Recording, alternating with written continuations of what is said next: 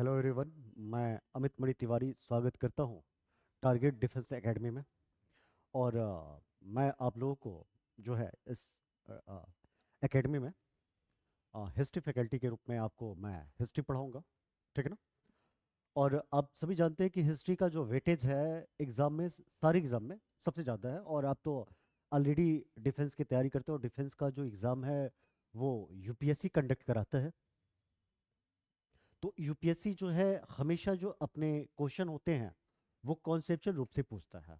अगर आपके concept clear है तो आप समझिए कि आपके एग्जाम ऑलरेडी क्लियर हो है। ठीक है ना। तो हम जो भी बात करेंगे वो कॉन्सेप्ट पे बात करेंगे। और सबसे ज़्यादा ये होता है कि हमें पढ़ना क्या है और हमें छोड़ना क्या है। तो मेन हम जो है उन सब चीज़ों पे भी बात करेंगे। लेकिन अगर हम बात करें हिस्ट्री के बारे में तो हम सभी जानते हैं कि जो हिस्ट्री है, हिस्ट्री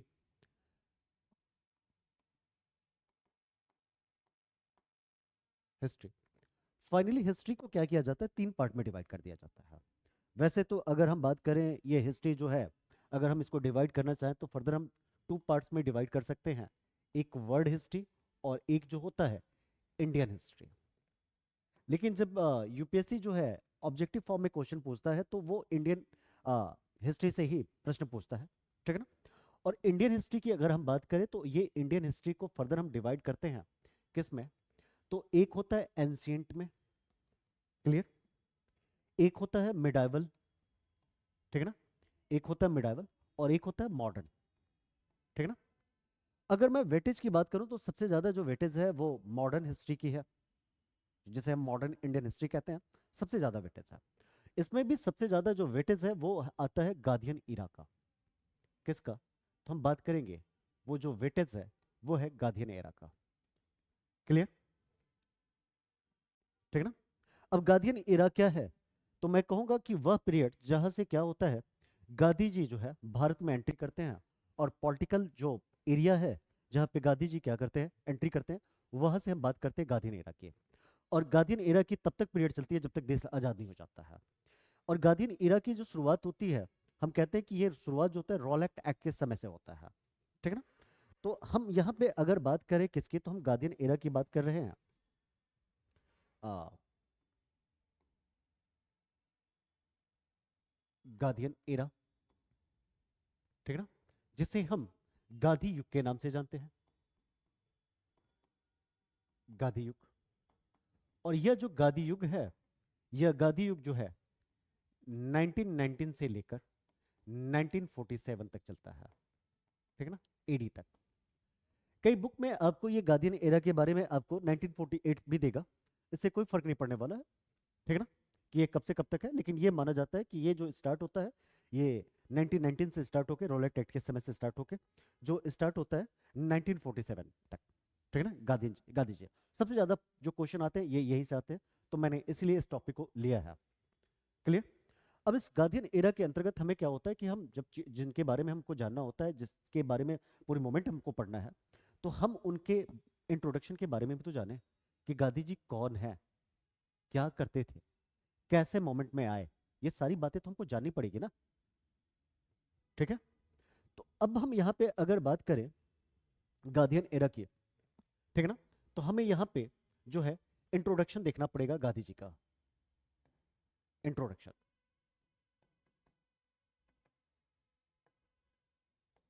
इंट्रोडक्शन। ठीक है ना। अगर हम गांधी जी की बात करें तो हम सभी जानते हैं कि गांधी जी का जो नाम है मोहनदास करमचंद गांधी। तो एक तो पहली बात इनका फुल नेम पूछ लिया जाता है। तो इनके पूरे नाम के बारे में अगर बात करें तो हम क्या कहते हैं, मोहनदास करमचंद्र चंद्र गांधी। ठीक है ना। ये मोहनदास करमचंद गांधी थे। ठीक है ना। इनका पूरा नाम जो है मोहनदास करमचंद गांधी है। ठीक है। अगर इनके बर्थ की बात करें और बर्थ प्लेस की बात करें तो हम सभी जानते हैं कि 2 अक्टूबर कब हुआ था, 2 अक्टूबर 1869 को। और ये मैंने एक चीज देखा है, मैं हिस्ट्री में एक बात नोटिस किया हूँ कि आपको मैं बता दूं तो बहुत सारे जो इंपॉर्टेंट लोग हैं ना, उस उनके जो डेट होता है उस डेट पर बहुत सारी ऐसी कहते हैं हिस्टोरिकल इवेंट भी हुई होती हैं। जैसे मैं 89 की बात करूं तो इसी समय जो इजिप्ट की स्वेज कैनाल है वो इसी समय बना था। मैंने सोचा कि थोड़ा सा आपको बता दूं कि स्वेज कैनाल है इसी समय बनाता है। एक डेट आता है 24 अप्रैल, थोड़ी सी बातें कर लेता हूँ। 24 अप्रैल आया था, एक डेट है, और मैं बात करूंगा 24 अप्रैल के बारे में, ठीक है ना, अप्रैल। तो यहाँ पे हम ये देखते हैं कि 24 अप्रैल को कुछ ऐतिहासिक घटनाएं घटती हैं, हिस्टोरिकल इवेंट होते हैं। इसी 24 अप्रैल को ही क्या होता है ना, जो केशवानंद भारती वर्सेस केरल राज्य का जो केस है वो 24 अप्रैल को ही आता है, डिसीजन। सबसे बड़ा केस है अभी तक का बाद का, ठीक है। वो डिसीजन इसी समय आता है 24 अप्रैल को। 24 अप्रैल को ही ना मैं बता दूं, तो जो क्रिकेट के भगवान हैं, कौन है, सचिन तेंदुलकर हैं, उनका भी जन्म जो है ना 24 अप्रैल को ही होता है। मैं साथ साथ बता दूं, जो पंचायती राज है, आपने पढ़ा होगा, जब पॉलिटी पढ़ते हैं तो ऑलरेडी आपकी टॉपिक है पंचायती राज। तो पंचायती राज को भी जब लागू किया गया था ना, ग्राम पंचायत को, तो 24 अप्रैल को ही लागू किया गया था। समझ रहे हैं? तो कुछ ऐसी इवेंट होते, देखिए हमें रटना नहीं है, मैंने कहा ना कि बहुत चीजें हम कॉन्सेप्ट से करेंगे, बहुत चीजें, बहुत जीएस ना बहुत अच्छी सब्जेक्ट है, मतलब आप कहेंगे ना पकड़ हो जाती है इस पे, ठीक है। अब मैं बात कर लेता हूँ, इनका जो है 2 अक्टूबर 1869 को इनका जन्म होता है। और कहाँ पे, तो हम कहते हैं कि एक गांव है काठियावाड़ गांव, और जो डिस्ट्रिक्ट है पोरबंदर डिस्ट्रिक्ट, गुजरात का, ठीक है ना। तो किस गांव में हुआ था, तो आप कहेंगे काठियावाड़ विलेज है ये, काठियावाड़ विलेज। और किस डिस्ट्रिक्ट में, तो आप कहेंगे सर ये डिस्ट्रिक्ट आता है पोरबंदर। कहां पर, पोरबंदर, पोरबंदर डिस्ट्रिक्ट, डिस्ट्रिक्ट। और कहां पे, तो आप कहेंगे सर गुजरात में। ये जो है गांधी जी का जो जन्म है वो 2 अक्टूबर 1869 को काठियावाड़ विलेज में हुआ था। और काठियावाड़ विलेज कहाँ पे है, पोरबंदर में है। पोरबंदर कहाँ पे, गुजरात में है। अब इनके फादर की बात करें तो इनके फादर जो थे ना, उनका नाम था करमचंद्र गांधी। फादर कौन, अगर फादर की बात करें, पिता की बात करें, इनके पापा की बात करें, तो फादर कौन थे, करमचंद्र गांधी, करमचंद्र गांधी। ये कौन थे, ये गांधी जी के फादर थे। अब जो ये करमचंद्र गांधी थे, ये कहा जाता है कि उस समय दीवान थे, जो रेवेन्यू कलेक्टर होते हैं वो थे इस पोस्ट पे। कौन, ये करमचंद गांधी क्या थे, एक्चुअली ये थे दीवान, ठीक है ना, ये क्या थे, दीवान थे, ठीक है ना। और पूछा भी जाता है कि ये कहाँ के दीवान थे, ये भी प्रश्न आ जाता है कि ये दीवान कहाँ के थे। दीवान का मतलब होता है कि जो रेवेन्यू को कलेक्ट करता है वही दीवान कहलाता है, ठीक है ना।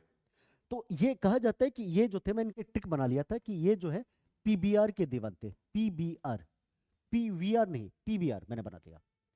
पी से भाई पोरबंदर, ये कहाँ के थे, तो पोरबंदर के थे। B for Bikaner, Bikaner. और आर फॉर राजकोट, राजकोट। ये क्या थे, ये जो गांधी जी के फादर थे ये यहाँ के दीवान थे। अब कहाँ कहेंगे, जो करमचंद गांधी थे वो 3 जगहों के दीवान थे, एक तो पोरबंदर, बीकानेर और राजकोट। आपको याद करने में भी आसान हो गया, पीबीआर हो गया।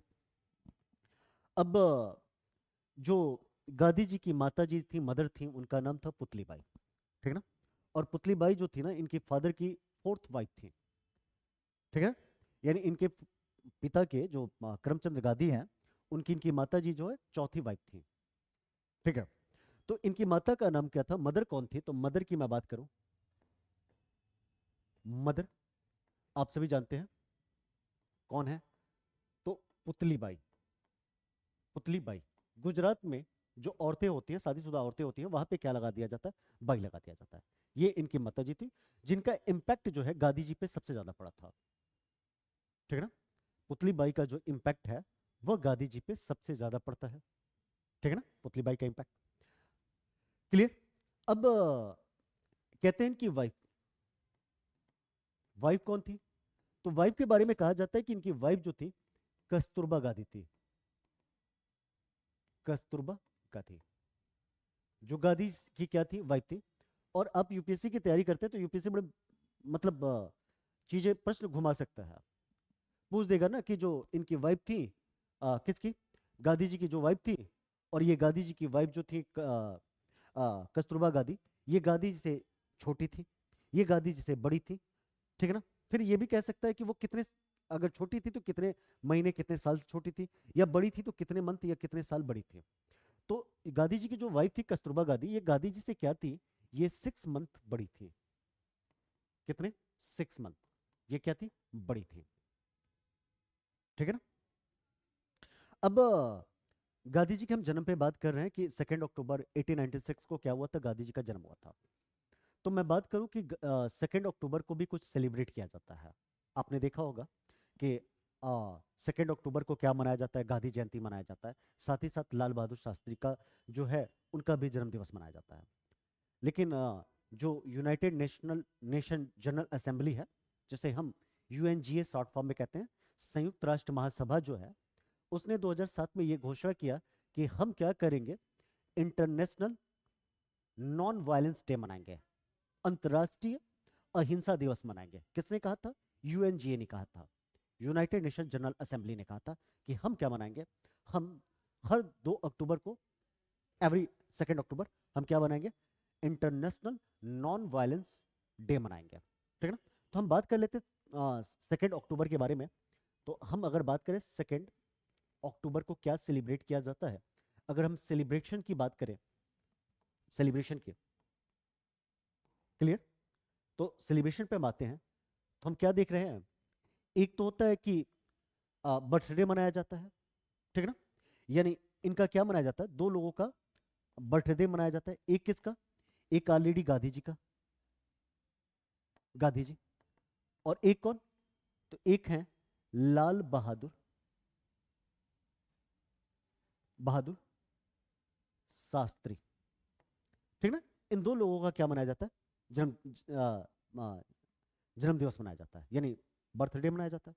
साथ ही साथ यूनाइटेड नेशन जनरल असेंबली जो है, यूएनजीए, यूएनजीए, इसने क्या किया 2007 से, कब से? 2007 से कहा कि एवरी ईयर हम क्या मनाएंगे, इंटरनेशनल नॉन वायलेंस डे मनाएंगे, यानी अंतर्राष्ट्रीय अहिंसा दिवस।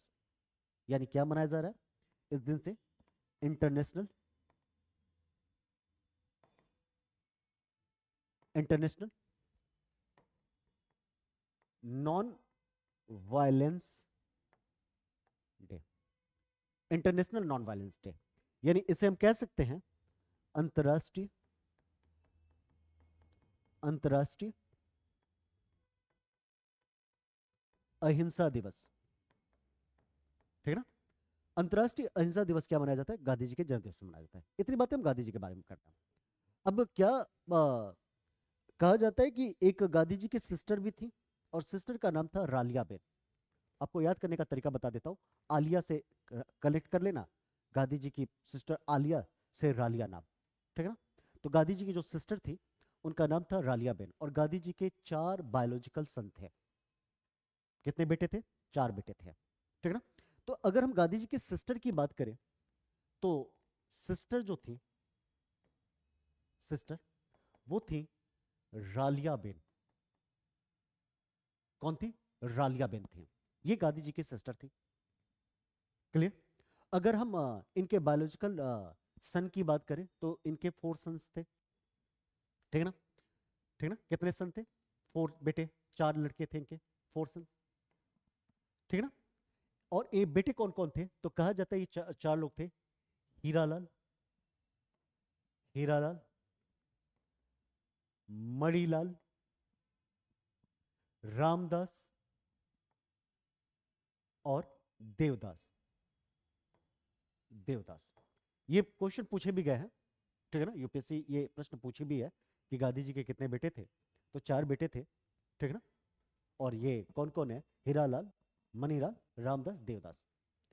अब गांधी जी जो जमनालाल बजाज थे, कहा जाता है कि जब जमनालाल बजाज से गांधी जी की बातें होती थी, या लेटर जो है जमनालाल बजाज के पास, गांधी जी कुछ लिखते थे और जमनालाल बजाज के पास भेजते थे, जमनालाल बजाज लिखकर गांधी जी के पास भेजते थे।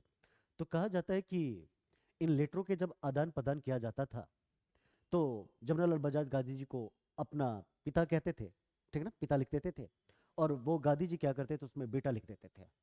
तो ऐसा माना जाता है कि जमनालाल बजाज को गांधी जी का 5वां पुत्र माना जाता है। ठीक है ना। यानी मैं अगर मैं हिंदी में लिख देता हूं, जो जमुना लाल बजाज हैं, जमनालाल बजाज।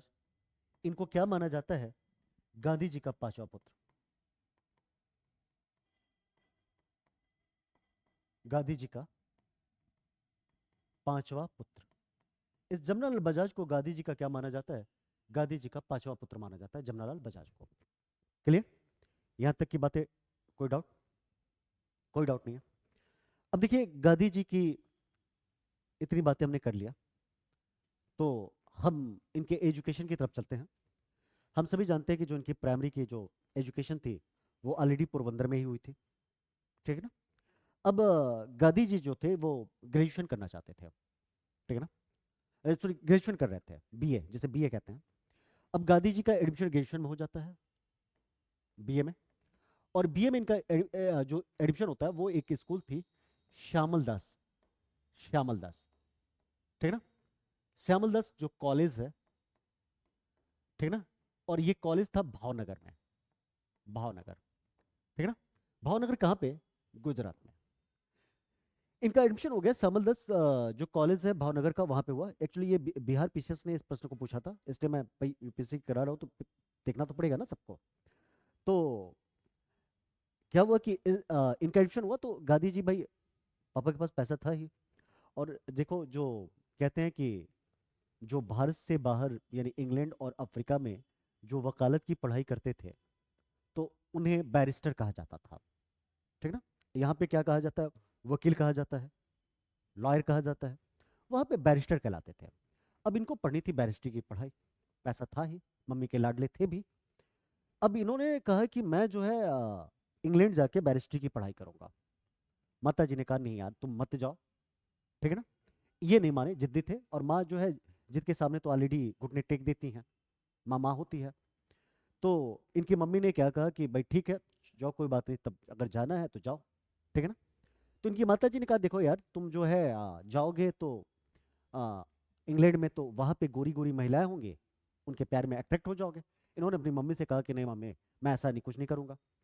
इनकी माता जी बड़ी धर्मपरायण स्त्री थी, मतलब पूजा पाठ करने वाली, धार्मिक चीजों में बड़ा आस्था रखते थे। तो इनकी माता जी ने कहा यार, तुम तो मछली भी खाओगे? इन्होंने कहा नहीं। तुम शराब भी पियोगे? इन्होंने कहा नहीं। अरे तो तुम ऑलरेडी वकालत करने जा रहे हो, तुम वकील बनने जा रहे हो, तो तुम तो झूठ बोलबे करोगे। इन्होंने अपनी माँ से कहा कि माँ, मैं कभी जीवन में झूठ नहीं बोलूंगा, ठीक है ना। ये बात गांधी जी कहते हैं। तो इनकी माँ ने कहा ठीक है, कोई बात नहीं, जाओ भाई, माँ माँ होती है। अब ये कहा जाता है कि 1888 में ये कहाँ चले जाते हैं? ये बैरिस्ट्री की पढ़ाई करने। मैं बैरिस्ट्री की जगह पे एलएलबी लिख देता हूँ, ठीक है ना, आप ऑलरेडी जानते हैं एलएलबी। बैरिस्ट्री की पढ़ाई करने जो है ये लंदन चले जाते हैं। लंदन कहाँ पे? इंग्लैंड में, लंदन, ठीक है ना। और जो कॉलेज था, the inner temple, temple college, उस कॉलेज का नाम था द इनर टेम्पल कॉलेज। वहां से ये क्या करते हैं? बैरिस्ट्री की पढ़ाई करते हैं। और बैरिस्ट्री की पढ़ाई इनकी चलती है 3 साल। ये जो पढ़ाई चलती है, ये 88 में इनकी स्टार्ट होती है और 1891 में इनकी पढ़ाई समाप्त हो जाती है। और ये 1891 में क्या होते हैं? ये रिटर्न होते हैं इंडिया, ठीक है ना। यानी अगर मैं बात करूं, 1891 में ही रिटर्न इंडिया, रिटर्न इंडिया। यानी ये क्या होते हैं? अब कहां से रिटर्न होते हैं? ये लंदन से भारत क्या करते हैं? रिटर्न होके आ जाते हैं, ठीक है। जब लंदन से भारत आते हैं, तो भाई माता जी ने कहा था झूठ बोला नहीं है, माता जी इनकी एक्सपायर कर गई हैं। भारत जब भैया आते हैं तो इनकी मदर जो है एक्सपायर कर गई हैं। अब ये गांधी जी आते हैं और भाई अपना स्टार्ट करते हैं वकालत। और भाई होता है ना कि भाई वो देखो, करमचंद का लड़का है, वकालत करके इंग्लैंड से आया है, जो भी केस लड़वानी है उससे लड़वा लो। अब क्या होता था, गांधी जब केस लड़ते थे तो ऐसा माना जाता था कि किसी की भी केस लेके चले जाओ। तो गांधी जी जब सुनते थे तो पता चला कि तुम ही दोषी हो, तो तुम ही उल्टे जेल में फंसवा देते थे। अब ये बताओ कि जिस व्यक्ति के पास तुम अपने केस लेके गए हो और उसकी वजह से तुम ऑलरेडी जेल में जा रहे हो, तो उसकी अच्छाई की बात करोगे कि बुराई बात करोगे? बुराई बात करोगे। अब सबने गांधी जी की बुराई चालू कर दिया। अब गांधी जी को कोई केस मिलना ही बंद। तभी एक व्यापारी थे, ठीक है ना, जिनका नाम था दादा अब्दुल्ला। और दादा अब्दुल्ला की एक कंपनी थी, दादा अब्दुल्ला एंड कंपनी। और ये कंपनी जो थी, ये साउथ अफ्रीका में काम कर रही थी। और वहां पे कुछ डिस्प्यूट हो गया था। दादा अब्दुल्ला को कोई वकील नहीं मिल रहा था, ठीक है ना। तो गांधी जी के एक भाई थे लक्ष्मीदास गांधी। गांधी जी के एक भाई थे जिनका नाम था लक्ष्मीदास गांधी। लक्ष्मीदास गांधी के कहने पर क्या कहा जाता है, जो वो अपने भाई को रिकमेंड करते हैं, किसको, गांधी जी को, अरे यानी मोहनदास करमचंद गांधी को। अब मोहनदास करमचंद गांधी, जो जिन्हें हम गांधी जी कहते हैं, ये क्या करते हैं, साउथ अफ्रीका जाते हैं, ठीक है ना। और गांधी जी कब साउथ अफ्रीका जाते हैं, 1893 में गांधी जी कहां जाते हैं, साउथ अफ्रीका, ठीक है ना।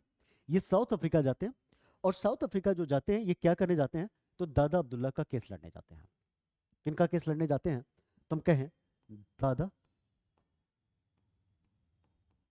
अब्दुल्ला का, ठीक है ना। ये कौन थे, तो एक मुस्लिम व्यापारी थे। कौन थे, मुस्लिम व्यापारी। दादा अब्दुल्ला जो थे, ये कौन थे, ये मुस्लिम व्यापारी थे। इनका केस लड़ने गांधी जी क्या करते हैं, कहाँ चले जाते हैं, तो ये चले जाते हैं साउथ अफ्रीका। अब जब गांधी जी जाते हैं तो भाई गांधी जी के पास इतने पैसे थे ही, वकालत किए ही थे, पैसे थे, फादर के पास पैसे हैं। अब गांधी जी जब वहां जाते हैं तो वहां पे इन्होंने क्या सोचा, कि इन्होंने सोचा कि हम एक काम करते हैं, हम फर्स्ट क्लास की जो ट्रेन होगी उसी में हम यात्रा करेंगे, टिकट भी ले लेते हैं, ठीक है ना। अब यात्रा करते तो वहां पे जो है ना, रेसिज्म चल रहा था, रंग भेद की नीति चल रहे थे। रंग भेद की नीति क्या होती है, अरे तुम गोरे मैं काला, गोरे काले वाली जो भेद थी, ये साउथ अफ्रीका में चल रही थी। अंग्रेज भाई ऑलरेडी गोरे होते हैं, और अफ्रीकन क्या थे, काले थे, गांधी जी भी काले थे भाई, भारतीय भी, तो हम उनके तुलना में अगर कंपेयर किया जाए, जो अंग्रेज होते हैं अगर उनसे कंपेयर किया जाए तो हम क्या होते हैं, काले होते हैं। अब क्या होता है, गांधी जी अफ्रीका पहुंचते हैं, और अफ्रीका डरबन से ये प्रिटोरिया का क्या करते हैं, टिकट ले लेते हैं फर्स्ट क्लास की। और बात है 1898 की, ठीक है ना, 1893 की बात है। ये ट्रेन से यात्रा करते हैं, कहां से, डरबन से प्रिटोरिया, प्रिटोरिया, ठीक है ना। ये डरबन से प्रिटोरिया ट्रेन की यात्रा कर रहे थे, तभी पता क्या चलता है कि ये फर्स्ट क्लास में पहुंचते हैं, और वहां पे क्या चला था, रंग भेद की नीति चल रहा था साउथ अफ्रीका में। और रंग भेद मतलब रेसिज्म। और एक अंग्रेज इनसे कहता है भाई क्यों तुम ट्रेन में घुसे हो, इनको उतारता है, ये नहीं उतरते हैं। तब अंग्रेज क्या करता है, वहीं से लोकल पुलिस को बुलवाता है, और इनको क्या करता है, ट्रेन से नीचे उतरवा देता है, ठीक है ना। जब हमारी किताब लिखने वाले जो होते हैं ना, वो ऐसे लिखते हैं कि गांधी जी को उठा के ट्रेन से बाहर फेंक दिया गया। गांधी जी को बाहर फेंका जाता ना, तो आज हम गांधी जी नहीं पढ़ते, ठीक है ना। गांधी जी की ये पर्सनैलिटी थी कि पता चलता है गांधी जी वही नहीं पढ़ जाते हैं, ठीक है ना। अब क्या होता है कि ये गांधी जी को एक्चुअली डरबन से प्रिटोरिया जानी थी, एक नेक्स्ट स्टेशन पड़ता है मेरिसबर्ग।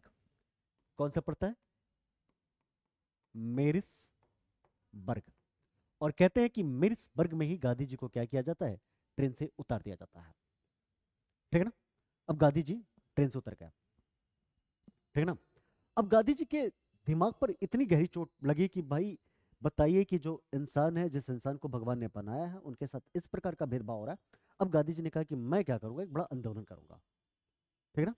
और आंदोलन करने के लिए आप सभी जानते हैं कि किसी न किसी एक सोसाइटी को बनाना बहुत जरूरी होता है, ठीक है ना। आप कभी भी देखिएगा कोई भी मोमेंट होता है, व्यक्तिगत मोमेंट नहीं मानी जाती। अगर एक सोसाइटी बना ली है, कोई रजिस्ट्रेशन करवा लिया है, तो वो क्या होता है, वो सोसाइटी जो होती है ना, जो रजिस्टर्ड होता है, वो क्या करता है, बहुत सारे लोगों का प्रतिनिधित्व करता है, रिप्रेजेंट करता है। अब 1894 में गांधी जी क्या करते हैं, 1894 में इंडियन नेशनल कांग्रेस की स्थापना करते हैं। किसकी, Indian, sorry, Natal India Congress, Natal India Congress, Natal India Congress. इसकी क्या करते हैं, स्टैब्लिश करते हैं, क्योंकि गांधी जी को अब क्या करना है, मूवमेंट करना है, ठीक है ना, क्लियर। अब गांधी जी को यहाँ पे रहना भी था, अफ्रीका में मूवमेंट भी करना था। तो गांधी जी क्या करते हैं कि डरबन में, डरबन में फिनिक्स फॉर्म की स्थापना कर देते हैं, फिनिक्स फॉर्म, ये डरबन में बना देते हैं। और एक जगह है, फिनिक्स फार्म हो गया, ठीक ना, हाँ डरबन में फिनिक्स फार्म। और हाँ सॉरी, ये हो गया डरबन। और एक जगह है मेरिसबर्ग में, जो मेरिसबर्ग है, मेरिसबर्ग में टॉल्स्टॉय टॉल्स्टॉय आश्रम को क्या करते हैं, एस्टैब्लिश कर देते हैं। टॉल्स्टॉय आश्रम, भाई इनको रहना है ना, दो जगह पे ये क्या करते हैं, अपने लिए रहने के लिए आश्रम बनाते हैं, ठीक है ना। कहा जाता है कि एक बार गांधी जी इसी दौरान 1901 में क्या होता है, भारत आते हैं। ये एक बार इंडिया रिटर्न करते हैं, कब, 1901 में, ठीक है ना। 1901 में क्या होता है, गांधी जी भारत आते हैं। और जब भारत आते हैं तो कांग्रेस ऑलरेडी स्टैब्लिश हो चुकी थी, और कांग्रेस का सेशन चल रहा था कलकत्ता में। कहां पे, कलकत्ता में, ठीक है ना, 1901 में। मैक्सिमम जो कांग्रेस के सेशन हुए हैं वो कलकत्ता में हुए हैं। आपके उत्तर प्रदेश में कांग्रेस के जो सेशन हुए हैं वो 9 हुए हैं, ठीक है ना। अब यहां पे कांग्रेस के सेशन चलते हैं और दिनसा इवाचा इसके अध्यक्ष होते हैं। यहां पे गांधी जी क्या थे, उपस्थित थे, दिनसा ई वाचा। ये कौन थे, कांग्रेस के अध्यक्ष थे जब गांधी जी 1901 में भारत आते हैं। कहते हैं कि मूवमेंट करते वक्त गांधी जी को 1906 में पहली बार ये सत्याग्रह के लिए साउथ अफ्रीका में ही क्या हुआ था, जेल हुआ था। यानी गांधी जी ने पहली बार जो सत्याग्रह चलाया था वो कहां चलाया था, वो सत्याग्रह जो है वो साउथ अफ्रीका में चलाते हैं, ठीक है ना, क्लियर।